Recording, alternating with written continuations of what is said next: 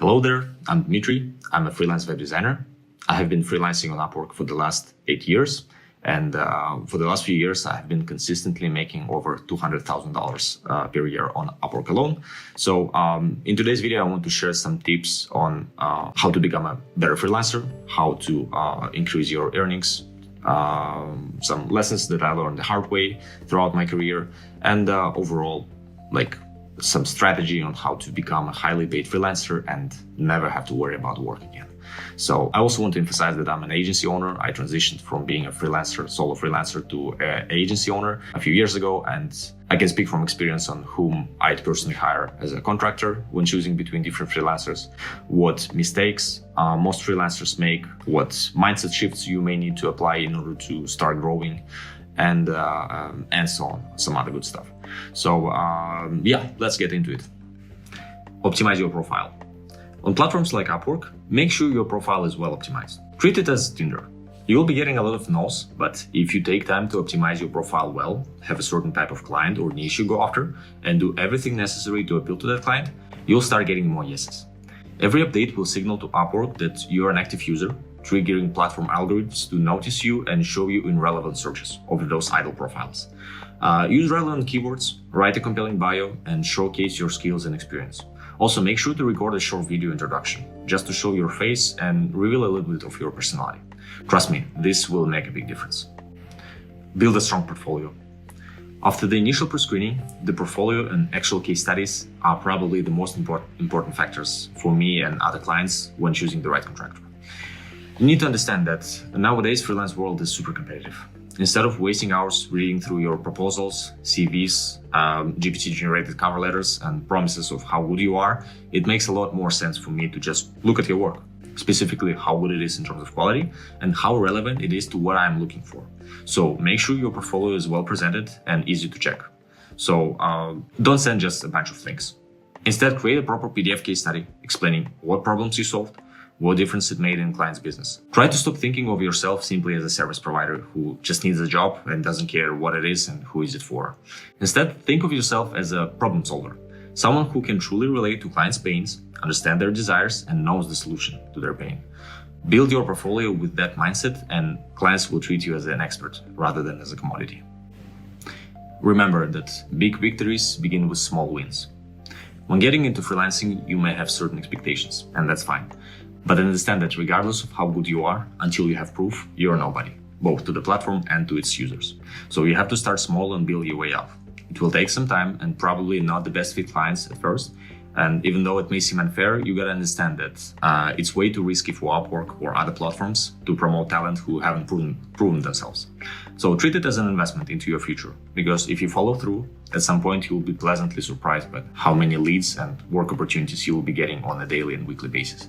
And your freelance profile will become one of your most precious and valuable business assets. So as the old Slavic proverb says, "Терпи, казак, атаманом будешь," or "Be patient, soldier, and you will become the commander." Increase your rates, but do it gradually. As you gain experience and build a reputation, remember to gradually increase your rates. Each rate increase, however, should reflect the value you bring to your clients. So be prepared to justify your rates with your new skills, experience, and case studies. If you don't know what to charge, you can check against industry rates, because charging way more or less is typically suspicious. So it's safe to know the benchmark. As a rule of thumb, gradually increase your rates every 6 months or so, until you find the rate that accurately reflects your expertise and both you and your clients are comfortable with. At some point, you may hit the ceiling where you're not able to charge more. So in this case, you have two options: is to either productize the process or start building a team and charging more hours just simply by having more people work for you. If you're interested to know more about how to do it, let me know and I'll do it as the next video. Find your niche. Riches are in the niches. This saying might not apply to everything, but in my experience, it certainly applies to Upwork and other freelance platforms. Every mention of your niche, be it a relevant skill, technology, type of project, project titles, testimonials, help rank you higher in search engines.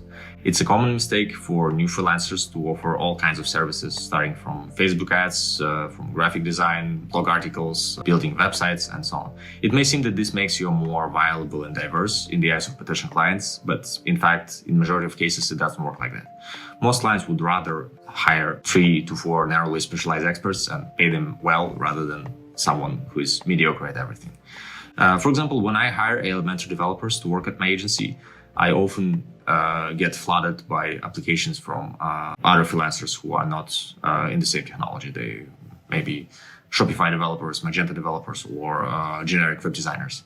So I don't even typically open those. If I see that in their proposal they keep sending me sites that I haven't asked for, if they keep showing me or telling me how good they are at technology that I'm not interested in, that they simply become irrelevant. No matter how good their job success is, how many jobs they won, how many contracts they have, and so on, they simply become irrelevant. On the other hand, if I receive a job proposal from someone who may be new to the platform, may not have many jobs, or but I see that the cover letter is relevant, it's handwritten, I see that there are specific links, specific case studies that specifically apply to the skill I'm looking for, then there is no risk for me and no reason for me not to give this person a chance and at least have a call with them. So yeah, having a niche gives you a clear advantage. It makes it easier to compete and ensures you are relevant to the clients looking for this specific expertise. Learn to communicate effectively. This is probably the easiest one, yet a lot of freelancers overlook it for some reason. Understand that entrepreneurs are normally very busy and we value our time over money and over many other things. And the last thing I want to do when hiring someone is to deal with unprofessionalism in communication, such as not sending frequent status updates, delivering work late, not being available, like not working the amount of time we agreed to work, and overall being difficult, like arguing, conflicting, lying, coming up with excuses, or requiring babysitting, and overall like being time demanding. Understand that most clients can deal with imperfections in your hard skills. And if they like you, they may be willing to like help you develop along with them. But almost none will deal with someone who doesn't respect their time and is being difficult to work with. So work on your soft skills.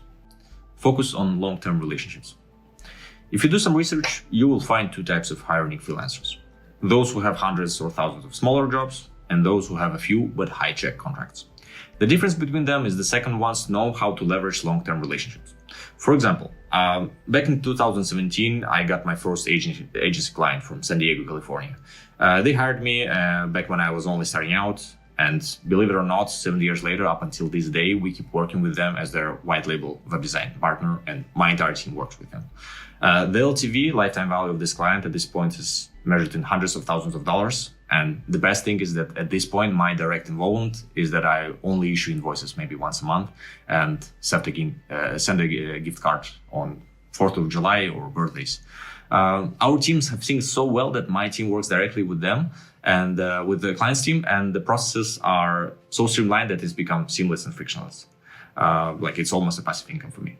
Such relationships, of course, take years to evolve, but the mistake most freelancers often make, and I'll be honest, I used to make them in the past as well, is chasing the next shiny object. A simple example, you get a client who seems a good fit, you had a click between you, you agree on certain terms, but then a few days later, you get another gig and you feel tempted to take it. Even though you know that it will interfere with the first project and with your commitments to deliver on time. And because you start jumping from project to project, you end up focusing on quantity instead of quality.